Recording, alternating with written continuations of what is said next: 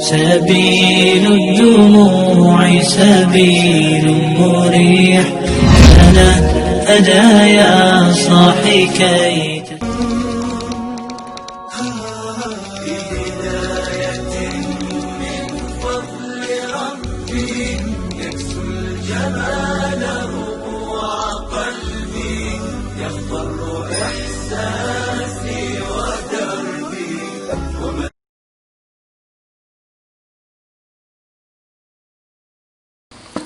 Innal hamdalillah nahmaduhu wa nasta'inuhu wa nastaghfiruh wa na'udzu billahi min syururi anfusina wa sayyiati a'malina may yahdihillahu fala mudhillalah wa may yudlil fala hadiyalah. Asyhadu an la ilaha illallah wahdahu la syarikalah wa asyhadu anna Muhammadan abduhu wa rasuluh alladzi la nabiyya ba'da amma ba'du. Faqala Allah Ta'ala fi kitabihil karim, a'udzu billahi minasyaitonir rajim.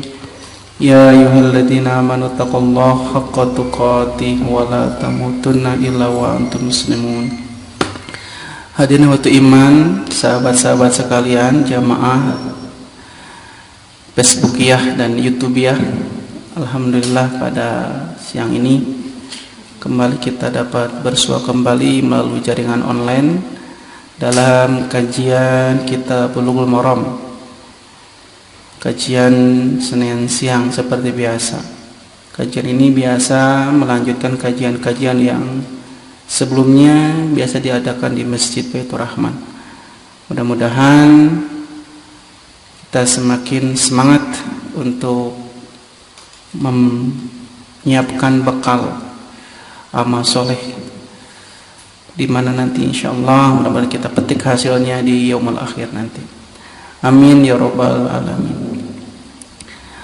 Ibu bapak hadirin rahimakumullah, ikhwatu iman yang di rumah dan santri-santri yang di Ma'had Tahfidz Hamatul Quran. Insyaallah pada siang ini kembali kita akan melanjutkan kajian kitab Bulughul Maram, melanjutkan hadis yang sebelumnya belum tuntas, hadis nomor 1558. Masih hadis yang kemarin belum tamat, karena memang hadis ini terbagi jadi 3 pembahasan. Silakan ibu buka waktu iman di rumah kitab Bulughul Maramnya. Kitab Bulughul Maram nomor hadis 1558. Ada bu? Hadisnya wa an Abi Hurairah, dan dari Abu Hurairah radhiyallahu anhu, semoga Allah meridhoinya. Qala, ia berkata, qala Rasulullah sallallahu alaihi wasallam, Rasulullah sallallahu alaihi wasallam pernah bersabda, mana qasad shadaqatun min malid, sedekah tidak akan mengurangi harta sedikit pun. Wa mazadallahu abdan bi afwin illa izzan, dan tidaklah Allah menambahkan kepada seorang hamba dengan sebab dia menjadi pemaaf, melainkan Allah akan menambahkan kemuliaan. Wa ma tawadda'a ahadun lillahi illa rafa'allahu ta'ala, dan tidaklah seorang pun yang berbuat tawaddu, rendah hati karena Allah, melainkan Allah akan meninggikan derajatnya. Itu hadis yang kemarin. Dalam keterangan kemarin bahwa hadis ini mengandung 3 hukum yang agung dan adab-adab tingkat tinggi mengenai 3 perkara. Mengenai yang pertama, keutamaan sedekah yang telah dibahas pada episode sebelumnya, bahwa sedekah sedikit pun tidak akan mengurangi harta, bahkan akan membuat harta kita menjadi barokah. Yang kedua, hadis ini berbicara tentang keutamaan memiliki sifat pemaaf, yang akan kita bahas pada siang ini. Dan yang ketiga, keutamaan sifat tawadu, ya rendah hati yang sebelumnya sudah saya bahas di Masjid Baitur Rahman. Oke, Ibu hadirin iman rahimakumullah. Di sini ada kalimat mazadallahu abdan bi afwin illa izzan.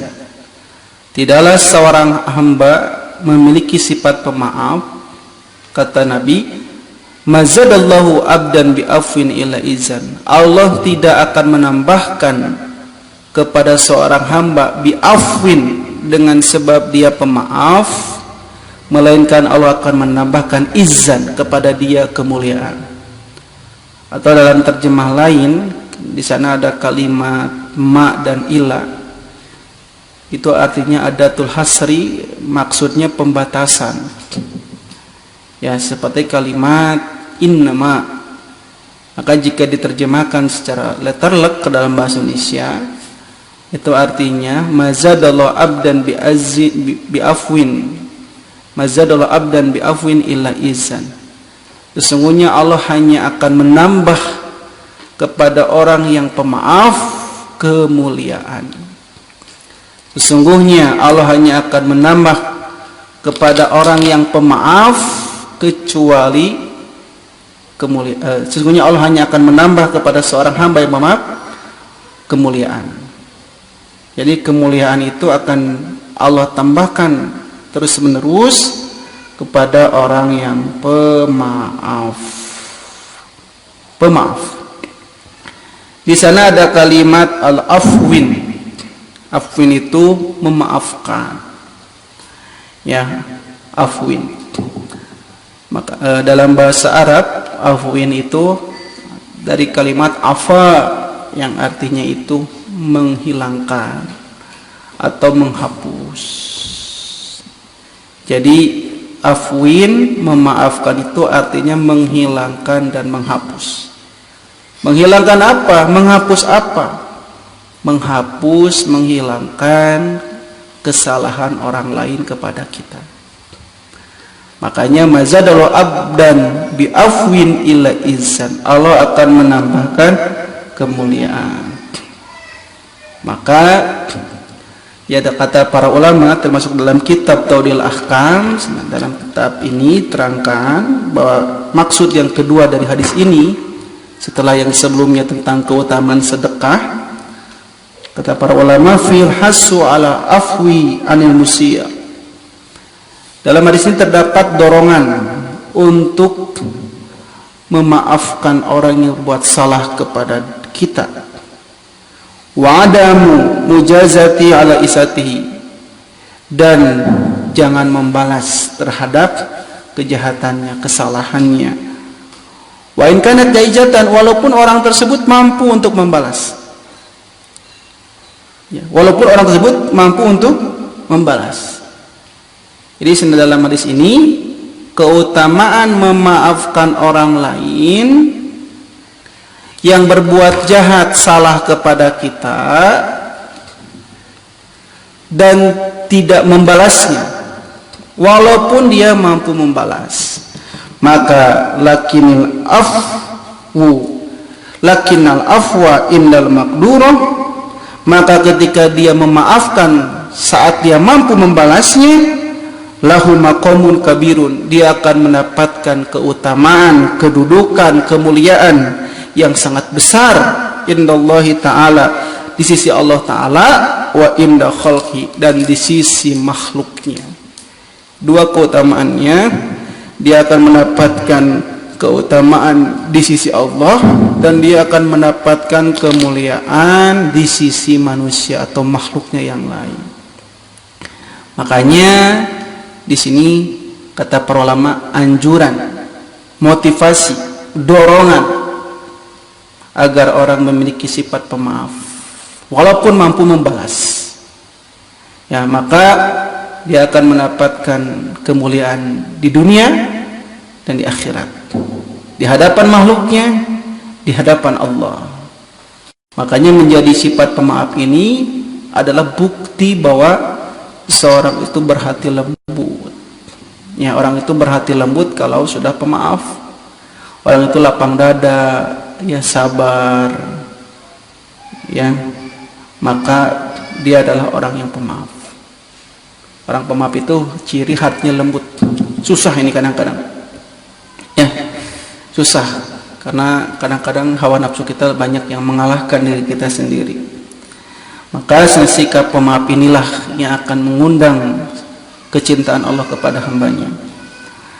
Maka diakui ataupun tidak, memaafkan itu adalah hal yang paling mulia. Bukan tanda tak berdaya kadang-kadang, bukan tanda tak berani. Nah, di kita kadang-kadang kalau orangnya pemaaf, diganggu, disakiti jadi pemaaf, si eta mah kawani, si eta mah pehul, lemah, tidak berdaya. Kalau di kita mah kalau ada yang pemaaf teh kalakah dicarekan, kalakah lawan atuh pada ku diantepkeun kitu wae. Nah, itu salah kaprah. Ya. Jadi kita mah justru kalau ada yang menyakiti kita, memarahi kita, kita itu juga ada perasaan harus membalas. Kalau jangan. Bahkan dia menganggap orang yang membusukkan dada, marah-marah, balas dia oleh marah-marah, teriak, balas dia teriak.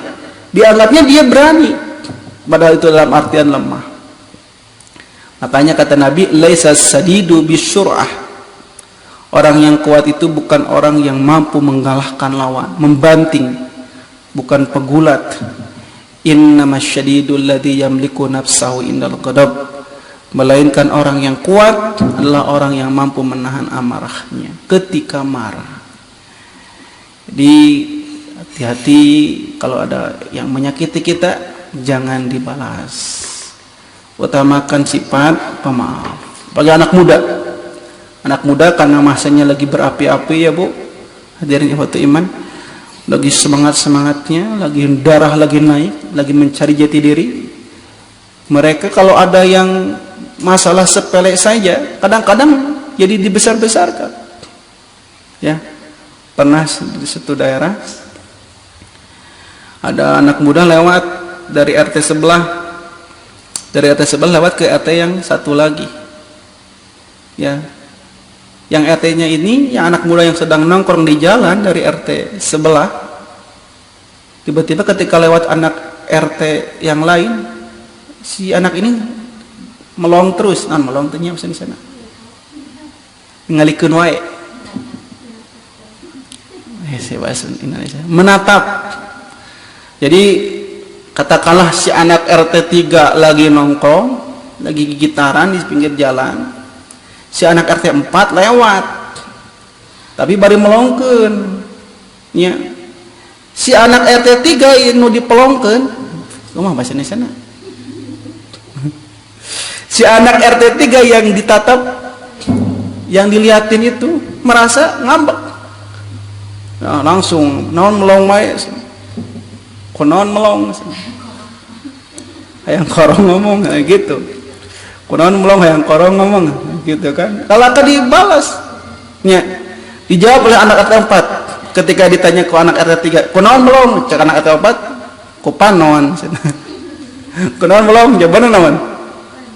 Panon. Ngambeknya.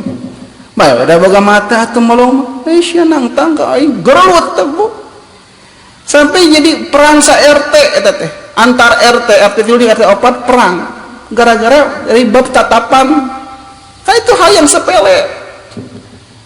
Ya gara-gara pepelong-pelong, omong-omong, jadi gelut. Itu kan hal yang kata saya hal yang sangat lucu gitu. Dan mengerikan dan memilukan lagi memalukan. Dablun teh. Pepelong-pelong jadi ngambek ya, betulnya. Keun ada boga mata, teu kudu dibales. Kadang-kadang nupa saya anak jeung anak orang jeung anak tetangga para saya wajar barudak leutiknya Bu, barudak mah da gelut mah geus wajar.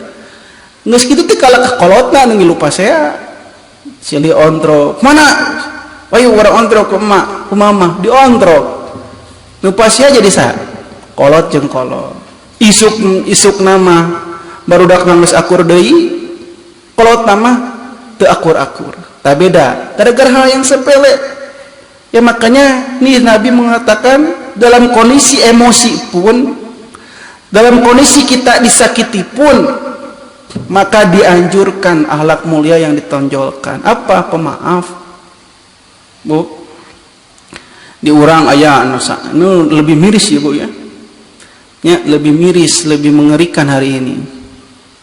Aya guru ya, karena sifat tidak hormat dari santrinya atau dari siswanya, dari muridnya, guruna dilawan. Ku guruna nya otomatis karena budaknya tersopan, guru budaknya nya baong, bantangul, hese carekeun ku guruna misalnya dicarekan atau bahkan ditampiling, ditampilin tempeleng, dikepret daet. Ya. Eta mah bebeja ka indung bapana diontrog, mentang-mentang indung bapana pejabat atau polisi atau apapun lah, indung bapana merasa punya kekuasaan, punya kekuatan, diontrog guruna kalaka dicarekan. Kan sekarang jadi dibalik, guru kalaka dicarekan ku orang tua murid, gara-gara guru ngepret santrina atau muridna, nyarekan muridnya wajar atuh ya. Kalau Anda tidak mau anaknya dimarahi oleh gurunya, tidak mau dididik, diwarah, cek sudah didik ku sorangan, sok. Ya bakal ke guru, aya guru di penjara gara-gara nampiling budak. Ya, aya guru menjadi korban dari orang tua yang meminta pihak sekolah memecat guru tersebut. Di berita-berita ini gara-gara tidak memiliki sifat pemaaf. Miris. Ya, kalau guru yang tadinya didugu dan ditiru sebagai pendidik malah dijadikan korban gara-gara sifat amarah dan tidak pemaaf dari orang tua. Karasana ayeuna nya Bu, Pak, geus musim corona sika kieu mah nya didik ku indungna di imah sok rasakeun ku sorangan didik budak. Ese teu biasanya tah kerasa enak ku ibu-ibu ku bapak mata kadu jadi guru teh hormati nu sakola tos percayakeun 100%. Lamun ditampiling biasa kabungkur oge nya Bu ibu kantos ditampiling teh ku guru bapak bi makan tos tapi da di wih ka bumi teh lainna dipangmenangkeun ku sepuh teh kalaka ditambahan ditampiling ya. Memang dulu mah orang tua kita itu sangat menghargai guru. Beda dengan zaman sekarang. Ya, guru tidak ada harganya. Gara-gara apa? Tidak punya sifat pemaaf. Tidak bisa menahan amarah. Makanya ibu hadirin iman, ya. Maka sekarang terasa oleh kita menjadi guru anak-anak kita di rumah saat masa-masa ini adalah yang sulit. Maka kita harus menghargai jasa dari guru-guru kita. Kembali ke laptop, ke masalah inti ya. Jadi Nabi ini menganjurkan kita memiliki sifat pemaaf. Orang yang suka memaafkan bukan berarti lemah ya. Orang yang suka memaafkan bukan berarti hina. Kadang-kadang orang memaafkannya dicarekan di depan umum, wah dicaci maki, terus dihina. Ya, lalu dia memaafkan, maka ada orang yang mengatakan kepada kita, kamu maunya dihinakan diri kamu oleh orang lain di depan umum, kamu maunya disakiti oleh orang lain, kenapa enggak kamu lawan? Nah ini mulai ingat ketika ada orang yang memanasi untuk melawan, untuk tidak memaafkan, itu adalah tajyin minasyaitan, itu adalah hiasan-hiasan dari setan. Hati-hati Bu. Nah banyak setan-setan minal jinnati wanas ya, dari golongan jin dan manusia geus edek memaafkan ya, setan dalam bentuk jin mah geus eleh. Maafkeun we bae, da hampuraeun jelema eta mah. Teu boga pikiran jelema eta mah, da beda jelema eta teu sakola, bodogan agama sok hampuraeun. Kadang-kadang tiba-tiba datang saudaranya, cicing wae dirinya di nyeri kursi itu, sok lawan atuh. Oh ya dia we. Yang tadinya setan dari jin sudah bisa dilawan, datang setan manusia yang menghasut, yang akhirnya kita pun tidak memaafkan. Nah itu hati-hati. Jadi kalau ada masalah sedikit ya, jangan muncul sifat pemarah, sampai tidak memaafkan. Makanya Aisyah pernah mengatakan ya bahwa sifat pemaaf ini adalah sifat Rasulullah. Ya, bahkan ini sifat Allah. Ya. Yang pertama, Allah itu ya kalau kita lihat dalam Al-Qur'an, Allah itu punya sifat Al-Afuwun, yang Maha memaafkan, Ghafurun, Maha mengampuni, dablun. Tahu dablun? Double artinya. Allah saja yang sering kita sakiti masih suka memaafkan, masa kita ya. Berapa banyak Allah disakiti oleh kita, berapa sering kita menyakiti Allah Subhanahu wa taala. Salat kadang-kadang dilalaikan, ibadah diabaikan, perintah kadang-kadang tidak dilaksanakan, larangan malah dikerjakan. Tapi Allah tidak pernah ya menutup tangannya untuk tidak menerima maaf kita. Ya. Makanya Allah punya sifat Afuwun, Maha menghapus, menghilangkan segala kesalahan kita. Ya, makanya dalam Al-Qur'an surat Al-Hajj ayat 60, Innallaha ala afuwun ghafur. Sungguh Allah itu memiliki sifat pemaaf dan Maha mengampuni. Walaupun dosa kita seluas lautan, setinggi angkasa, sebesar gunung, sebanyak buih di lautan, ya sebanyak pare di sawah, sebanyak kerikil di gunung, sebanyak pasir di padang pasir, ya sebanyak awan di langit, Allah pasti akan afuun, mengampuni kita. Makanya ya Allah itu memaafkan orang-orang yang berbuat dosa selama dia meminta maaf dan bertaubat.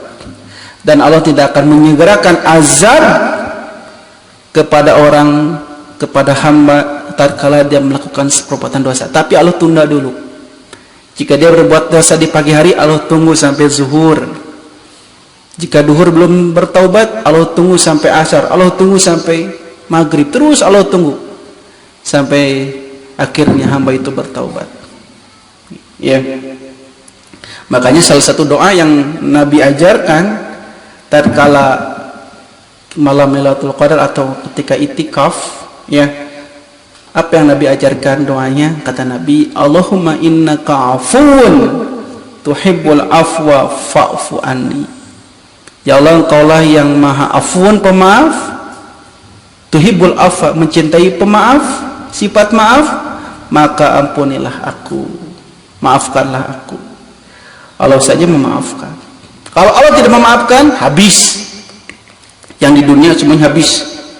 Dalam Al-Quran surah Fatir, Pak, ayat 45, Allah berfirman, walau yuakhirullahu nasa, seandainya Allah menghukum, mengazab seluruh manusia bima kasabu, dengan sebab dosa yang dia lakukan, ya, mataraka ala dhuhriha min dabatin, pastilah Allah tidak akan menyisakan satu makhluk pun di muka bumi ini. Jadi kalau Allah punya sifat tidak memiliki sifat pemaaf, sekali orang berbuat dosa Allah siksa, sekali orang berbuat salah Allah azab. Maka kata Allah dalam Al-Quran surat Fatir, kalau Allah punya sifat tersebut, tidak memaafkan manusia, pasti manusia akan habis. Ya, tetapi kata Allah, walakin yuakhiruhum ila ajal musamma. Tapi Allah menunda, menangguhkan pada waktu yang tertentu. Fa idza jaa ajaluhum, maka apabila telah datang ajalnya, fa innallaha kana bi ibadihi basyira, maka sungguh Allah melihat terhadap hamba-hambanya. Jadi Allah itu sengaja tidak langsung mengazab hambanya karena ingin memaafkan. Allah saja yang sering kita sakiti memiliki sifat pemaaf yang sangat besar. Maka seharusnya kita sebagai manusia yang banyak kesalahan harus lebih mudah memaafkan.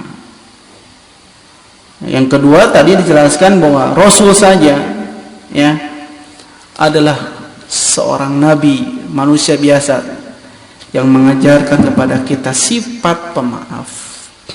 Lihat, Aisyah menuturkan, lam yakun fahishan wa mutafahishan wala sahaban fil aswaq wala yazil bisyai'a sayah walakin ya'fu wa yasfah. Kata Aisyah, Rasul itu ya, tidaklah Rasul itu adalah orang yang berkata keji ataupun orang yang berusaha berkata keji. Jadi Rasul itu mau ada kata-katanya yang keji, kata-katanya porno, cawokah, tekan ada. Mulai Rasul cari wasana nu garoreng mulai. Ya. Terus Rasul itu tidak suka berteriak-teriak di pasar. Tak suka berteriak-teriak di pasar. Terus Rasul itu tidak pernah membalas keburukan, tetapi Rasul itu selalu memaafkan dan mengampuni orang lain. Bisa kita lihat ya ketika Nabi Muhammad datang ke Taif, kemudian Nabi Muhammad dilempari dengan batu oleh penduduk Taif sampai Nabi berdarah.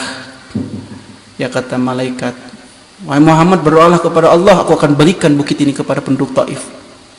Tapi Nabi Sallallahu hanya menjawab dengan kalimat, biarkan, mungkin mereka adalah kaum yang tidak tahu, mudah-mudahan dilahirkan dari mereka keturunan generasi yang soleh yang beriman kepada Allah Subhanahu wa taala.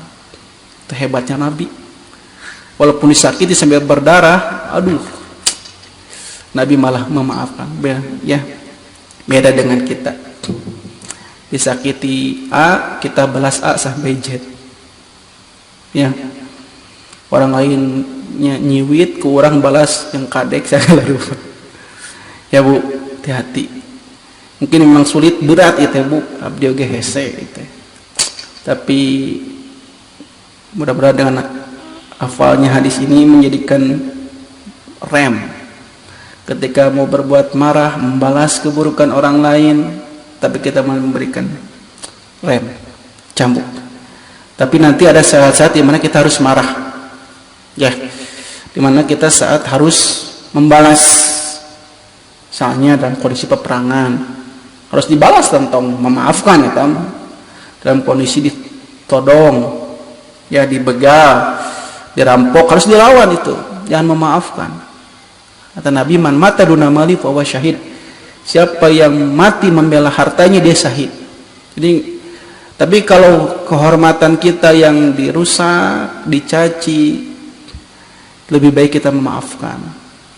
Tapi kalau Allah yang dihina, agama Allah yang dihina, Rasulullah yang dihina, kita harus melawan. Jadi kata Nabi, ya kata Al-Quran, orang beriman itu azillatin alal mu'minin, bersikap lemah lembut kepada orang beriman, aizzatin alal kafirin, bersikap tegas kepada orang kafir. Gitu Bu. Selanjutnya kisah Nabi Yusuf, ya Bu ya. Ibu pernah ingat Nabi Yusuf itu pernah dialungkan ke sumur, ya, dilempar ke sumur oleh saudara-saudaranya, kakak-kakaknya. Eta mah Bu, karena sifat hasud yang ada dalam jiwa kakak-kakak Yusuf, maka Yusuf dilemparkan ke dalam sumur, sehingga kisahnya panjang sekali. Bu bisa baca di dalam surat Yusuf. Ya, salah satunya yang saya baca itu di surat Yusuf ayat 82. Allah telah mengisahkan dalam Al-Quran tentang nabinya Yusuf. Saudara-saudaranya telah menyakiti dan menzolimi Yusuf. Namun saat Yusuf datang kepadanya meminta bantuan, lalu saat saudara-saudaranya datang kepada Yusuf meminta bantuan, Yusuf tidak membalas keburukan mereka dahulu dengan balasan yang serupa. Yusuf memaafkan mereka. Kata Yusuf, pada hari ini tak ada cercaan terhadap kamu, mudah-mudahan Allah mengampuni kamu, dan dialah Allah yang maha penyayang lagi lagi maha mengasihi. Dikata Yusuf, tidak ada cercaan. Di pikiran kakak-kakaknya pasti Yusuf akan balas dendam. Tadi kata Yusuf, hari ini tidak ada balasan apapun, adalah hari kasih sayang. Nabi Muhammad ketika Futuh Mekah, orang-orang ketika sudah berhasil menaklukkan Mekah, mereka mengatakan hadi yaumul malhamah, ini adalah hadirnya balas dendam. Jadi ketika orang Mekah, sahabat-sahabat Nabi diusir dari Mekah ke Madinah dalam peristiwa hijrah, itu dalam pikiran sebagian sahabat tuh mereka merasa diasingkan, diusir. Nah, ketika Nabi menyerang Mekah lalu bisa menaklukkan Mekah dalam peristiwa Futuh Mekah, orang-orang sudah mengatakan ini adalah hari pembalasan. Tapi kata Nabi, jangan mengatakan demikian. Tapi kata Nabi, hadza yaumul marhamah, ini bukan hari pembalasan, tapi ini adalah hari kasih sayang. Ya, ini hebatnya Nabi. Walaupun disakiti, tapi Nabi masih mengatakan ini adalah hari kasih sayang. Ini bukan hari pembalasan, tapi ini adalah hari kasih sayang. Sulit. Lalu siapa yang paling berhak mendapatkan maaf kita? Siapa yang paling harus kita maafkan? Tentu saja orang yang harus kita maafkan itu orang yang berbuat salah kepada kita, terutama orang yang hidup dekat dengan kita. Karena mau tidak mau, kalau orang itu dekat dengan kita pasti akan melakukan kesalahan. Jadi kalau kata para ulama, yang paling layak mendapatkan maaf kita, yang harus lebih sifat pemaaf kita muncul adalah kepada orang-orang yang terdekat. Misalnya kepada anak, istri, keluarga, orang tua, kalau di sekolah, santri, murid, guru, itu harus lebih, sifat pemaaf kita harus lebih diberikan kepada mereka. Kenapa? Karena kita hidup berbarengan dengan mereka. Ya, mustahil ketika hidup bersama tidak ada kesalahan, mustahil. Pasti ketika orang itu hidup bersama pasti banyak kesalahan, mau dia sengaja ataupun tidak sengaja. Ya, maka orang-orang yang suka ada di tengah-tengah kita kadang-kadang suka menyakiti kita, entah sadar ataupun tidak sadar. Maka sikap yang mesti ditunjukkan itu apa? Pemaaf. Nyakeun pas saya saeutik mah dicarekan, sakit hati udah biasa. Tapi setelah kita sakit hati, marah kepada dia, langsung yang salah meminta maaf, yang disakiti memaafkan. Suami istri sama, tidak akan pernah lepas dari pertengkaran. Sesuai apapun pasti pernah mengalami yang namanya konflik dalam rumah tangga. Maka seorang suami harus memaafkan kesalahan istrinya, karena istrinya pun harus memaafkan suaminya. Karena suami istri bukan malaikat yang selamanya benar, bukan setan yang selamanya salah, tapi manusia. Ya, mahalul khata wa nisyan, tempatnya salah dan tempatnya lupa. Makanya harus pemaaf. Seorang guru kepada santri, kepada murid harus saling memaafkan. Santri kepada guru harus memaafkan. Jadi kalau ustadz keheul ke kalian, ustadz dimaafkan langsung. Tapi kalau kalian keheul ke ustadz, belum tentu kalian memaafkan. Betul tak? Itu? Oh, betul. Bisi. Nah, yang namanya hidup bersama berbarengan pasti ada yang namanya sakit hati. Ya maklum, ya kalau ada yang sakit. Karena bersama, kalau nggak mau sakit hati, cing di hutan seorang anjing monyet tuh, juga Tarzan. Mau nyari hati di hutan di leuweung nya. Lamun jelema eta teu payaan, teu kaupan, babarian, cengeng, belikan, naon di puntut kasiran. Si eta mah kudu hirupna di mana? Di leuweung atau di padang pasir sorangan. Tidak mungkin hidup bersama tidak ada konflik. Ya, makanya rumah tangga itu tidak selamanya harmonis, Bu. Tapi kadang-kadang menjadi harmonika. Ngok garlut parasea. Tapi sikapnya adalah pemaaf, terutama kepada anak, keluarga. Itu mah harus dikedepankan pemaaf itu mah kepada orang yang di dekat kita gitu. Ya, Nabi saja kepada Wahsy itu sudah membelah dada Hamzah paman Nabi pada saat perang Uhud terus dimakan ya oleh Hindun. Bayangkan. Tapi kata Nabi memaafkan Wahsy. Tapi kalau lihat Wahsy, Nabi teringat-ingat wae muka pamannya yang dibunuh oleh Wahsy. Tapi tetap maaf itu harus diutamakan. Gitu ya santri-santri. Dia harus punya sifat pemaaf. Saat makan kadang-kadang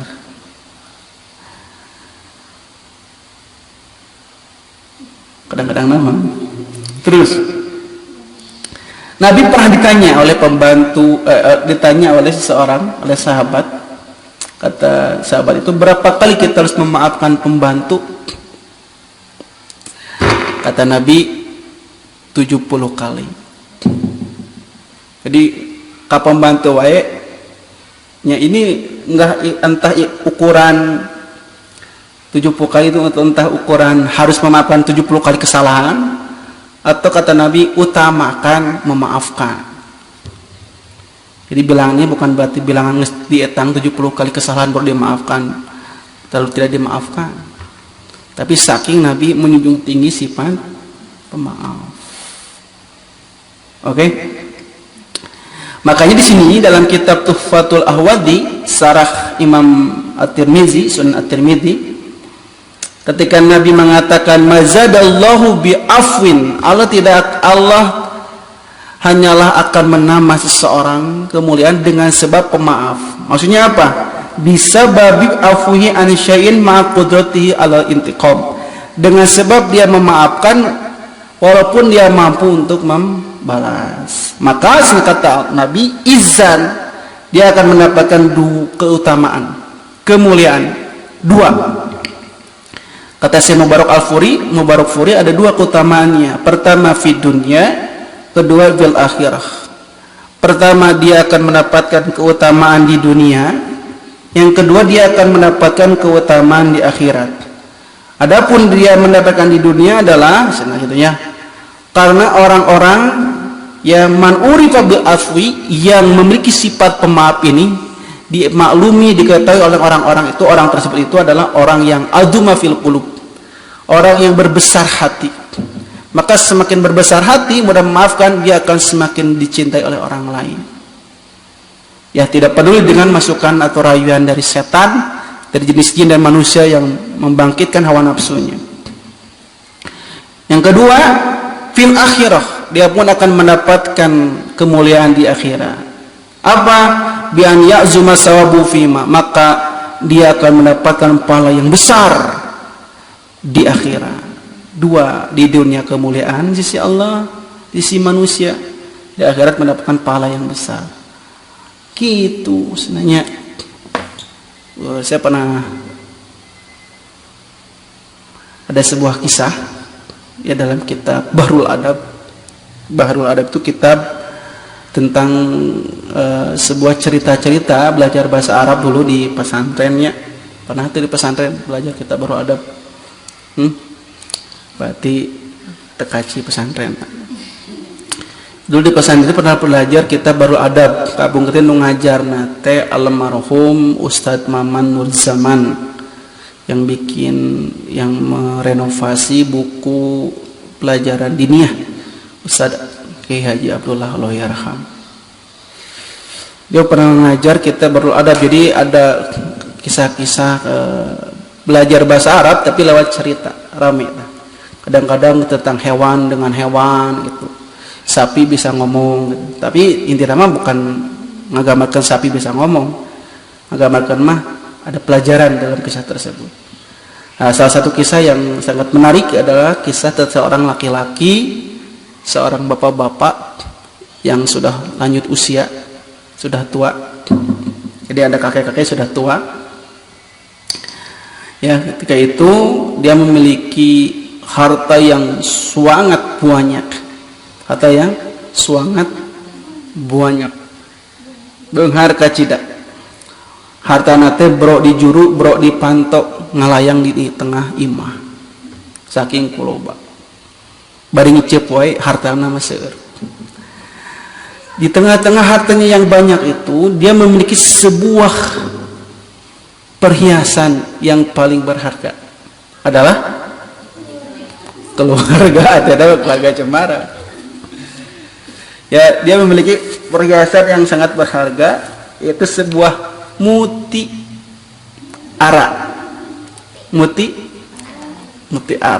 mutiara atau permata yang sangat besar, yang sangat agung, sangat mahal, berharga. Jadi itu memang harta yang dia sangat cintai, ya, yang sangat berharga. Si permata ini, si mutiara ini, gitu. Ya, lalu dia itu pas lanjut usia, pas sudah tua, ya, dia hendak menghadiahkan perhiasannya ini, permatanya ini. Kepada siapa? Kepada anak-anaknya. Kebetulan anaknya 3. Ya gitu. Anaknya 3. Nah, kata bapaknya, aku akan berikan, sininya di sini. Hadhil jauharah aj'aluha liman ata minkum bi asrafil a'mal ila yaumin hadza. Permata ini akan aku kasihkan kepada salah seorang di antara kalian yang pernah melakukan atau mampu dia mengatakan tentang perilaku dia dulu, amal dia dulu, yang amal dia menurut dia paling mulia sampai hari ini. Di ayatnya katakan, permata ini akan aku berikan kepada orang yang melakukan perbuatan yang paling mulia sampai hari ini. Jadi si bapaknya ini ingin memberikan kepada anaknya, siapa di antara anaknya itu yang pernah melakukan suatu amal, yang amal itu menurut bapaknya adalah amal yang paling mulia. Maka mendengar bapaknya ngomong gitu, ya, si orang tua yang lanjut usia ini, maka anak-anaknya tiba-tiba yang 3 itu ingat-ingat naon wainya nu pernah dilakukan nu paling mulia, amal apa yang pernah dia lakukan yang paling mulia, lalu diceritakan kepada ayahnya. Dengan iming-iming dia mendapatkan permata yang dimiliki oleh ayah. Di emuta naonnya urang boga amal naonnya.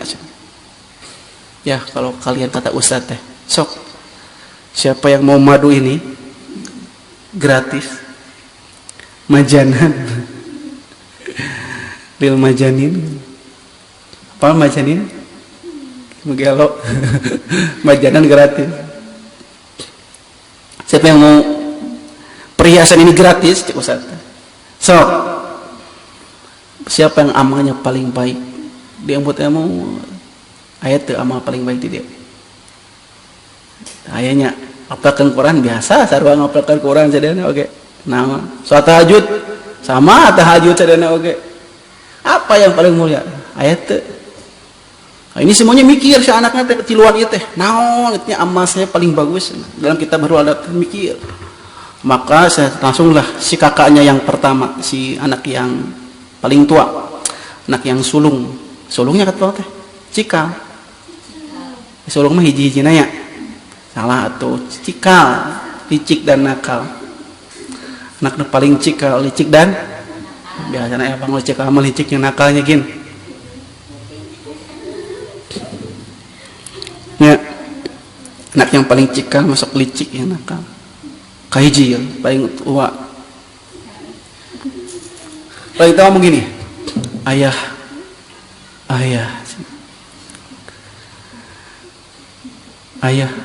cek saya teh, cek anaknya paling tua, ayah, tidak rumah. Kita mah Roma Irama itu ya, tidak rumah sama Ani atau Ani ya mah satu teh anaknya anu paling tua, kata anaknya ayah yang sabar ya, waduh kebut cerita ada panjang kan nih.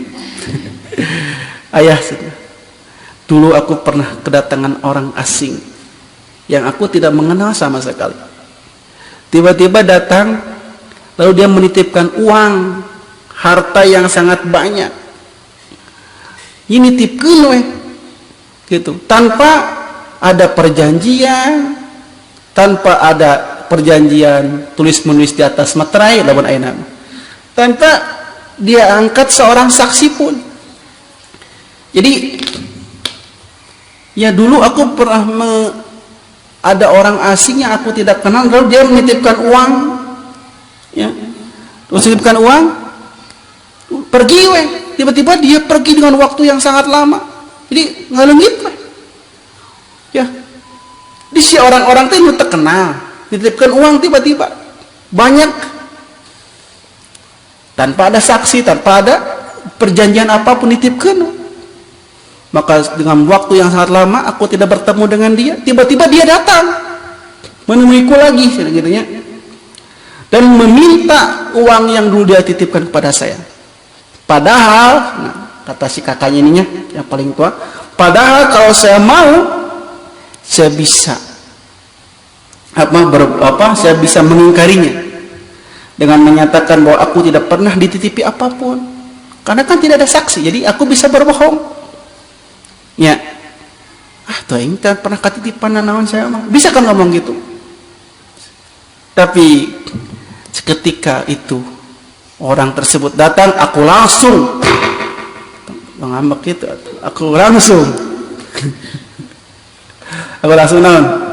memberikan semua harta yang dia titipkan, padahal aku mampu untuk mengingkari hal tersebut.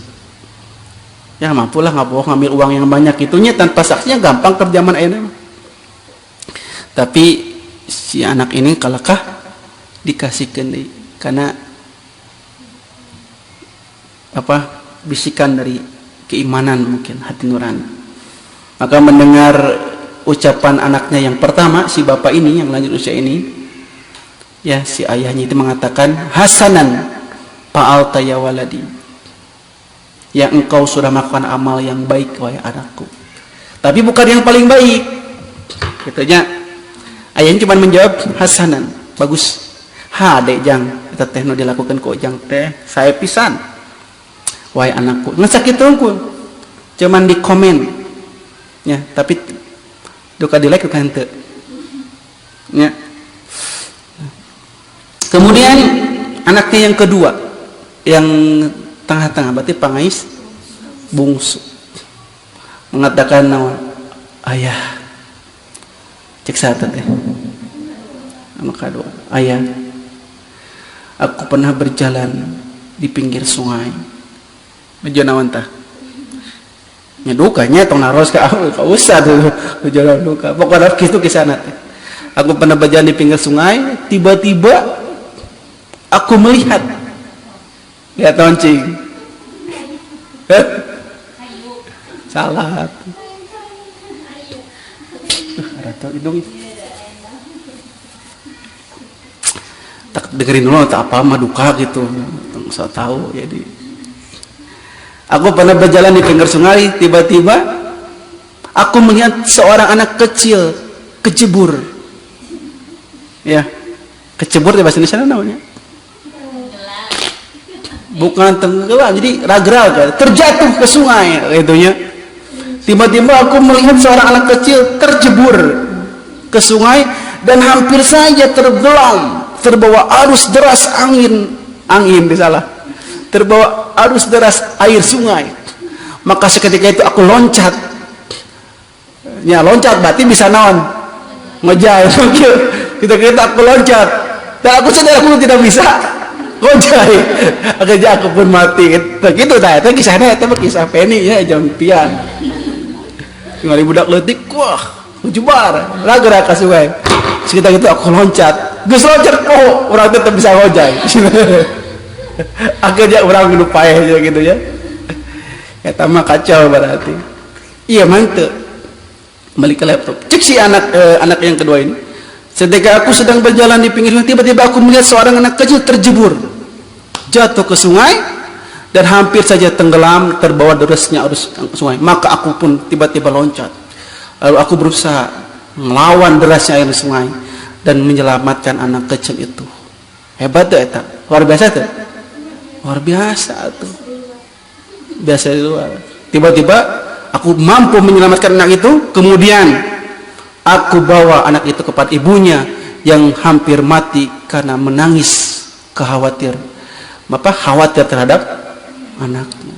Di si ibu itu kergogoakan, "Ucul, tolong," katanya, "Tolong, anak ayahnya, anak kami," gitu. Bari ceri teh, sana teh, ibu nate. Langsung ngatamu, "Gajlong," diselamatkan ku anaknya yang kedua ini. Ya, kalau Ustaz mau anu kejebur altepkeun. Nah, Ustaz teh bisa ngojay. Bisa orang nu maot teh bahaya we. Ya. Bingung. Iya mah langsung gajlong. Nah, hebat kan?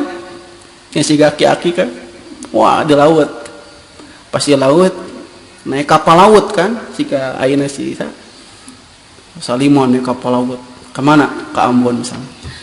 Tiba-tiba, wah, kejubar. Aya ibu-ibu lah gerak ke laut. Tiba-tiba kejubar datang aki-aki. Nyelamatkeun gitu kan. Naik keluar. Cek semua yang di kapal itu, aki hebat, aki memiliki jiwa pahlawan hebat. Cicing hebat. Saya nyuruhkan aing gitu. Saya nyuruhkan orang gitu. Si orang ya kita turunin lain dan nyelamatkan. Tapi dulu kan, tapi disuruhkan gitu. Itu kejubar. Tulungan sok yakit, bes naik hebat, aki hebat. Lain hebat cicing. Terus saya nyuruhkan aing gitu. Geus kagok disuruhkeun dari makanya nyelamatkeun teh. Padahal sakit mah teu niat diurungkeun. Kitu tah. Ieu mah asli. Malik jadi nyimpang kitu ka dieu geus. Gara-gara pia ya. Malik teh sama kaman teh. Oh iya, saya bunakeun. Ibu, anak ibu selamat. Nuhun terima kasih.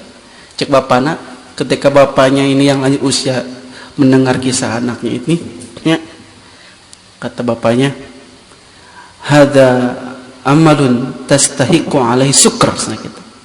Itu adalah perbuatan yang berhak mendapatkan ucapan terima kasih, berhak mendapatkan pujian. Jadi tidak mendapatkan permata yang tadi dia miliki, cuman katakan itu cuman amalan yang berhak mendapatkan perhiasan. Aku itu luar biasanya. Padahal luar biasa tuh. Luar biasa mana kaji yang kedua. Nu anaknya pertama yang kedua luar biasa mana? Kedua dong. Nah, temen nyawa kan kaitannya. Anu kahiji mangan bab harta. Ya harta mah bisa nangan deui, nyawa mah tahun katilu ieu mah. Anaknya paling bungsu berarti nu bungsu mengatakan, "Ayah, cek saya teh." Anaknya paling kecil si bungsu. Jadi saya si bungsu mutianya. Oh diranya si bungsu. Gitu. Oh. Kata si bungsu kata kiranya, "Ayah, aku memiliki ayah." Kayaknya anaknya. Simak ya baik-baik. Kita ceritakan di lembur. Itu kisah itu berharga. Kalian macam belum tentu bisa terjemahkan. "Ayah, aku memiliki seorang Ayah, aku memiliki seorang musuh yang sangat membenci aku dan dia ingin membunuhku." Ya anak nukadul manaon, aku memiliki musuh yang sangat membenci aku dan ingin membunuhku, bahkan ingin membunuhku.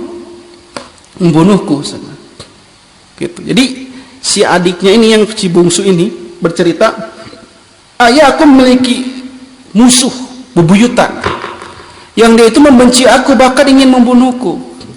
Pada suatu hari ayah, aku sedang jalong-jalong teh. Nah, tatkala aku sedang jalan-jalan, tiba-tiba aku melihat dia di atas musuhku itu sedang tidur di pinggir jurang yang dalam lagi mengerikan." Jadi nah, tiba-tiba lagi jalan si musuh eta teh tertidur di pinggir jurang yang dalam lagi mengerikan. Tong nanyakeun nanaonan tidur di dinya ya kade ya bahaya ya. Pokoknya kisah nanti gitu. Jadi sedang jalan-jalan tiba-tiba ada lihat musuhnya sedang tidur di pinggir jurang. Ya. Ya jangan ditanyakan, nah bet sari didinya nya eta teh tah. Eta mah hese nerangkeun pokona di bukuna kitu we. Entah kumaha bisa sari didinya. Nah, kata anaknya yang musuh, seandainya musuhku itu bergerak sedikit saja, dia pasti akan jatuh ke jurang itu. Dan dia akan binasa dengan sangat mengerikan. Hawa nafsuku mendorongku untuk membiarkan dia tetap tidur di sana dan dia bisa mati di pinggir jurang itu.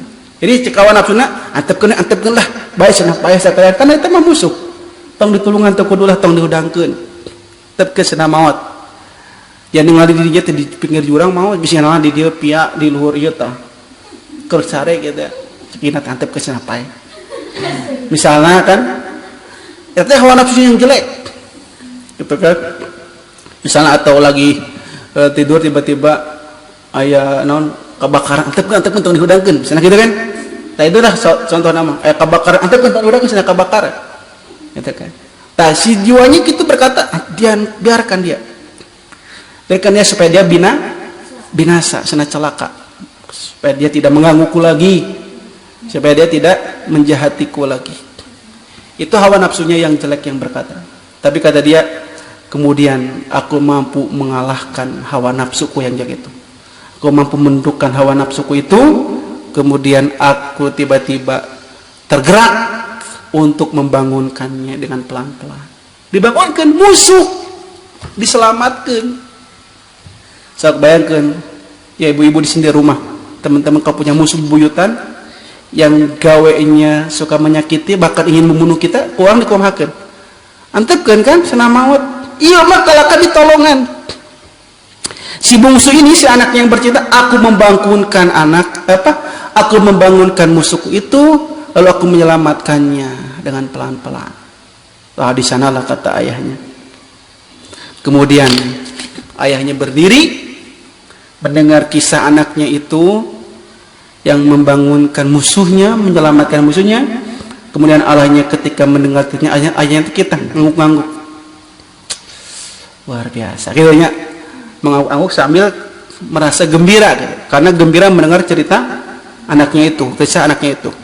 Kemudian ayahnya berdiri lalu dia memeluk anak sambil mengatakan, laqad ahsanta anta ya walikulal ihsan. Sungguh engkau telah melakukan kebaikan yang benar-benar baik. Wa kufta akhwaika fi hadas sa'ni. Engkau telah mengalahkan dua kakakmu dalam urusan ini. Apa? Haitsu adfata narul hikdi fi qalbika. Engkau mampu memadamkan api kebencian dalam hatimu. Wa afauta an aduwikal alad. Dan engkau mampu memaafkan musuhmu yang sangat memusuhimu dan membenci kamu. Padahal tidak semua orang mampu untuk melakukan hal itu kan? Maka fa antal ladzi ataita bi asrafil a'mal. Engkaulah yang telah melakukan amal yang paling mulia itu, wastahqaqta alaihil jial, dan engkau berhak mendapatkan hadiah ini. Maka yang mendapatkan permata itu adalah anaknya yang bungsu, yang mampu menahan amarah dan mampu memaafkan. Luar biasa.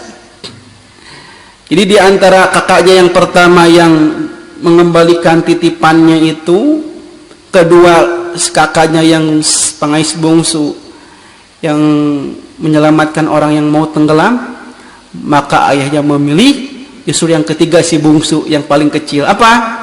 Dia mampu memaafkan musuh bubuyutannya, bahkan dia menyelamatkan. Kata ayahnya, this is the best. Nah, the best namanya bahasa. Inilah sebaik-baiknya amal. Wah, luar biasa. Ya, ini seperti dalam surah Al-Imran ayat ke 134.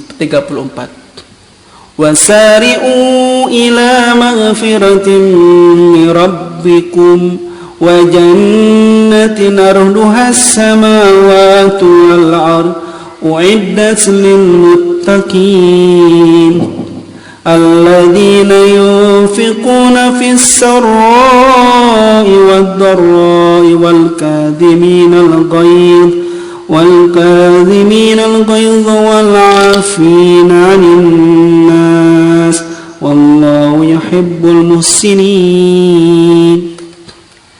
Dan bersegeralah menuju ampunan Tuhan kalian dan surga yang luasnya seluas langit dan bumi yang disediakan untuk orang-orang yang bertakwa.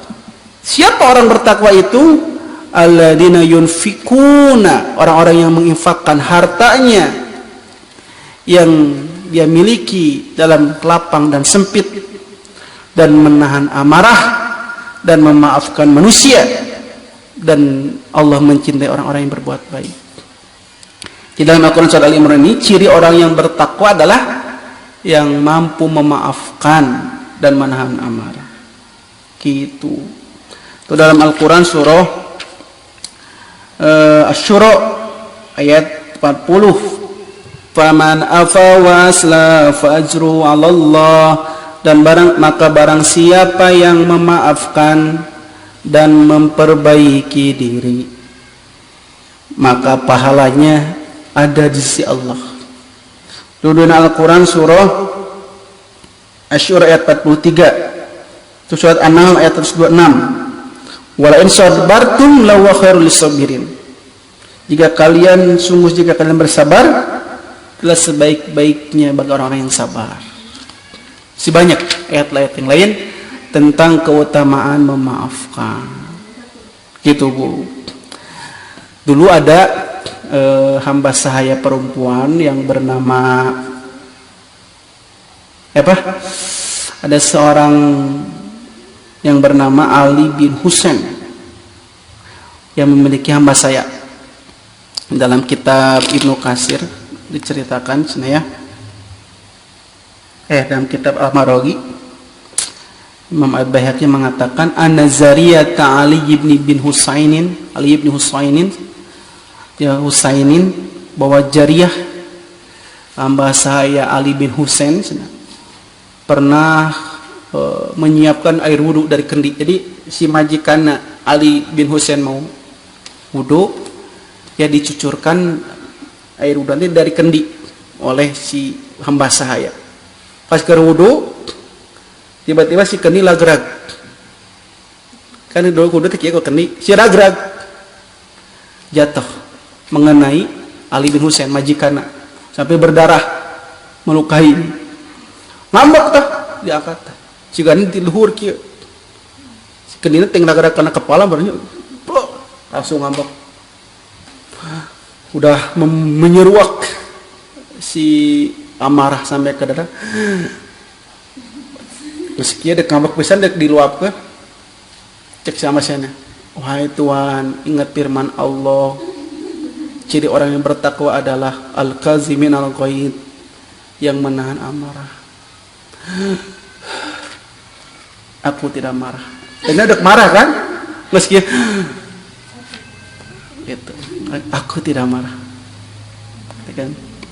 Yang kedua, wahai Tuhan, kalau kamu sudah tidak marah, sungguh Allah pun berfirman, ya, wal 'afina 'anin nas. Ciri orang bertakwa itu adalah orang yang memaafkan manusia. Cek situ teh si eta bisaan apa ayat eta mengatakan qad afallahu anki, sungguh Allah telah memaafkanmu, aku maafkan kamu karena Allah. Tuhan tong kagok Tuhan, Allah yuhibbul muhsinin, Allah mencintai orang-orang yang berbuat baik. Kata Tuhan, geus qad idhabi fa anti hurratun liwajillah, pergi kamu bebas, merdeka dengan wajah Allah, karena Allah kamu merdeka. Gara-gara ngucupkan cai sampai ninggang si kendi eta, ya jadi bebas, tong diturutan ke orang kade, lainnya bebas pada kelaka dicerekan. Mungkin imat tuh anak memang tuan yang soleh, yang paham agama, jadi dibebaskan. Ya ketika tuannya marah, kata hamba saya, tahan amarah wahai Tuhan, maafkan manusia. Allah menjadi orang-orang yang baik. Akhirnya si tuannya ini Ali bin Husain mampu menahan amarah, memaafkan, dan akhirnya membebaskan hamba saya ini. Gitu, ini kisah tentang ayat ini. Terakhir, ya, kata Iman rahimahullah, nanti kata Nabi sebenarnya pada hari kiamat, idza kana yaumul qiyamah nada munadin, akan datang seorang penyeru yang menyeru. Jadi pada hari kiamat itu akan datang seorang penyeru menyeru. Yaqulu, dia mengatakan, ainal afuna anin nas, di mana orang-orang yang suka memaafkan orang lain? Mana orang yang suka memaafkan manusia? Mana dicari atau wah dicari. Siapa orang yang suka memiliki sifat pemaaf? Kata penyeru itu, halumu ila rabbikum, kesini. Hayo halumu ila rabbikum, sini kepada Tuhan kalian. Hayo menghadap kepada Tuhan kalian, ya, dekat kepada Allah. Wa khudhu ujurakum, ambillah pahala-pahala kalian. Wa haqqun ala kulli muslimin, dan berhak kepada setiap muslim, idza afa, yang dia mudah memaafkan orang lain, an yadkhulal jannah, masuklah ke dalam surga. Jika kata Nabi, nanti pada hari kiamat orang-orang yang suka menyeru akan diseru. Salah. Orang-orang yang suka memaafkan akan diseru oleh malaikat, kemudian kesini ke hadapan Tuhanmu, ya, ambil pahalamu dengan sempurna dan masuklah surga karena kamu punya sifat pemaaf. Hadis sahih tentang hadis pemaaf.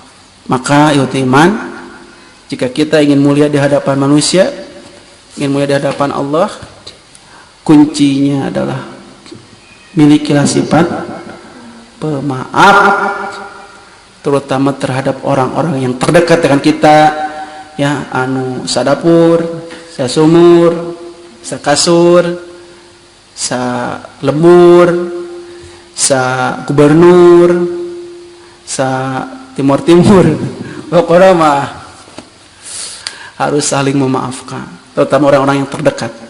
Walaupun sulit, bukan berarti tidak bisa. Ibaratnya seperti orang-orang yang naik gunung, Bu, Pak. Walaupun berat naik gunung ke puncak, tapi kalau berusaha dengan sungguh-sungguh, pasti bisa mencapai puncak itu. Maka kemuliaan itu tidak bisa didadak, tapi harus dididik. Tidak bisa jadi tontonan, jadi harus jadi tuntunan. Jadi walaupun berat, terutama bagi saya pribadi, di tengah-tengah banyak kekesalannya, Bu, tapi mudah-mudahan dengan mengkaji hadis ini tergugah hati kita, tergerak untuk memiliki sifat Rasulullah, yaitu pemaaf, memaafkan orang lain, memaafkan orang tercinta demi mendapatkan kemuliaan di sisi Allah. Makanya Nabi bersabda dalam hadis ini, mazadallahu abdan bi'afwin ila ijjan, tidaklah Allah menambahkan kepada seorang hamba kemuliaan, tidaklah Allah menambahkan kepada seorang hamba dengan sebab pemaaf, melainkan Allah akan menambahkan kemuliaan kepadanya. Dalam artian, sungguh hanyalah hamba Allah yang pemaaf yang Allah akan senantiasa tambahkan kemuliaan kepadanya. Itulah, ya. Oke, ada pertanyaan di sini ya lewat YouTube. Coba nanti cek di Facebook ada pertanyaan. Yang pertama ada pertanyaan dari Ibu Rini. Assalamualaikum. Waalaikumsalam. Pas seandainya kita belum setepat meminta maaf setelah berdebat, tiba-tiba orang tersebut wafat kecelakaan maut. Jadi lamun ya kita pernah bertengkar atau menyakiti orang lain, lalu tiba-tiba orang yang disakiti itu meninggal, kita belum sempat minta maaf, bagaimana? Maka jawabannya adalah mohon ampunlah kepada Allah. Memang nanti dalam syarat diterimanya dosa kita, diampuninya dosa kita itu jika kita saling membebaskan dengan orang yang terkait di dunia. Misalnya kalau urusannya dosa itu antara dia dengan Allah, maka Allah lah yang akan mengampuni langsung. Tapi kalau ada kaitan sama manusia, ada hak orang lain, ada kezoliman yang pernah dilakukan, maka dia harus meminta pembebasan dari orang yang dizolim itu. Kalau tidak sempat karena kabur maut, maka kata Nabi, wati sayyatal hasanah, ikutkanlah perbuatan buruk di masa lalu dengan perbuatan baik di masa hari ini. Tamuha, maka perbuatan baik itu akan menghapus dosa-dosa masa lalu. Ya, karena bukan keinginan kita tidak minta maaf, tapi karena keburu ajal yang mendahului. Maka dengan mohon kepada Allah, mudah-mudahan Allah mengampuni dosa-dosa kita. Kalaupun ya belum diampuni misalnya, mudah-mudahan dengan banyaknya kebaikan amal soleh kita bisa mampu membayar kesalahan kita kepada saudara kita. Karena yang namanya kezoliman atau perbuatan yang menyakiti itu akan dia ambil pahala kita atau diserahkan pahala dia. Tapi jika kita serius ibadah kepada Allah, mohon ampun, mudah-mudahan Allah mengampuninya. Jikalau tidak mengampuni, maka perbanyaklah amal soleh. Maka dengan amal soleh itu bisa menghapus dosa-dosa kita di masa lalu, insya Allah. Yang terakhir tadi yang surat An-Nahl itu Bu, surah An-Nahl ayat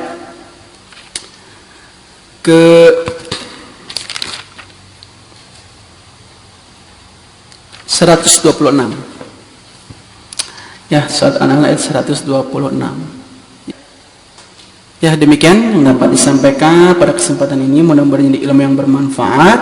Mohon maaf bila ada kekurangan, mudah-mudahan menjadi teladan bagi kita agar memiliki sifat pemaaf. Wallahu a'lam bishawab. Ya, itu Bu ya. Demikian yang dapat disampaikan. Aqulu qouli hadza wa astaghfirullaha wa lakum. Allahumma rabbana atina fid dunya hasanah wa fil akhirati hasanah wa qina adzabannar. Rabbana taqabbal minna innaka antas samiul alim wa tub 'alaina innaka tawwabur rahim. Ila taufiq wal hidayah. Assalamualaikum warahmatullahi wabarakatuh.